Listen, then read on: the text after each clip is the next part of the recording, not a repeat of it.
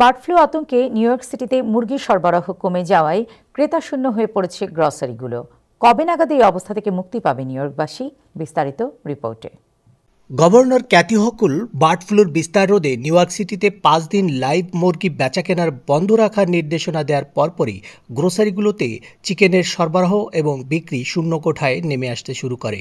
দাম ঠিক আছে, দাম কোনো জায়গায় তারা কিন্তু ইয়ে করে না, জাস্ট আর কি আপনার যে চিকেন নাই এখন বর্তমানে। ভয় করবো কি রে ভাই, একদিন তো দুনিয়ায় ছাড়িয়ে যাইতে হইব, খাইয়া খাইয়া মারা যায়, বুঝছেন নি? এ অবস্থায় সাপ্তাহিক বন্ধের দিন থাকা সত্ত্বেও চিকেন সরবরাহ না থাকায় বিক্রি করতে পারছেন না দোকান মালিকগণ।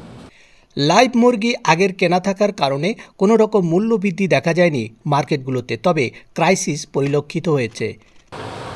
চিকেন আমরা 1 বক্স করে বিক্রি করি, গতকালকে কোনো চিকেন আসে নাই কোম্পানি থেকে, আজকে তো রবিবার, আজকে ডেলিভারি নেই। কেন আসে না? কেন চিকেন নাই বলছে। যাক, আমরা আশা করি 7 দিন পরে আসলে সবাই চিকেন পাইবে বা একটু সুবিধা ভালো হবে। এই অবস্থা আরও 7 দিন পার করতে হবে নিউ ইয়র্কবাসীকে, বললেন বিক্রেতা। এসকে সোহাগ, টাইম টেলিভিশন, নিউ ইয়র্ক।